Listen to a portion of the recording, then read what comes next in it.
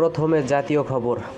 প্রধান উপদেষ্টা ডক্টর মোহাম্মদ ইউনূসের সাথে ইউরোপীয় ইউনিয়নের ২৭ রাষ্ট্রদূতের বৈঠক আজ। কয়েক ঘণ্টার সফরে ঢাকায় ভারতের পররাষ্ট্র সচিব বিক্রম মিসরি। ৫ আগস্টের পর প্রথম দ্বিপাক্ষিক বৈঠক হচ্ছে আজ। সাক্ষাৎ হবে প্রধান উপদেষ্টা ও পররাষ্ট্র উপদেষ্টার সাথেও। আশা করছি ভারতের সাথে সম্পর্ক আরও ভালো হবে, তবে সম্পর্ক ন্যায্যতা ও সমতার ভিত্তিতে হবে, বলেছেন শফিকুল আলম। জাতীয় স্লোগান হিসেবে জয় বাংলা স্থগিত চেয়ে করা আবেদনের শুনানি হবে আপিল বিভাগের পূর্ণাঙ্গ বেঞ্চে। শাহবাগ থানার শিক্ষার্থী মানিক হত্যা মামলার জুনায়েদ আহমেদ পলক ৩ দিন ও পল্টন থানার শামীম হত্যা মামলার সাবেক সচিব শাহ কামাল ২ দিনের রিমান্ডে। রাজধানীর বিভিন্ন থানার মামলায় রাশেদ খান মেনন, অ্যাডভোকেট কামরুল ইসলাম, সাবেক আইজিপি আবদুল্লাহ আল মামুন, ডিবির সাবেক ডিসি মশিউর রহমানকে গ্রেপ্তার দেখানো হয়েছে।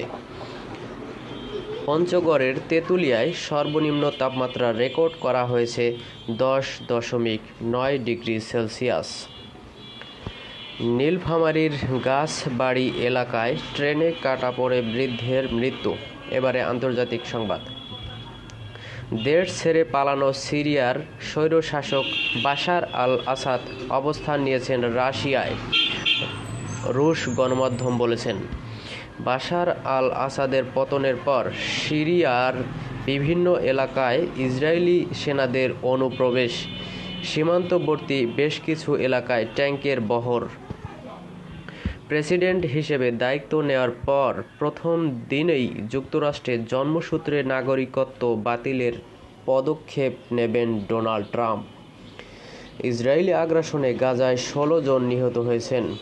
এবারে খেলাধুলার খবর। প্রথমে ক্রিকেট।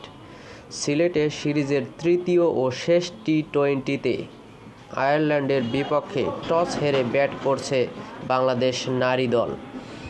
সিরিজের প্রথম ওয়ানডেতে বাংলাদেশকে ৫ উইকেটে হারিয়েছে West Indies. Score: Bangladesh ২৯৪ run ৬ উইকেটে, উইন্ডিজ ২৯৫ রান ৫ উইকেটে।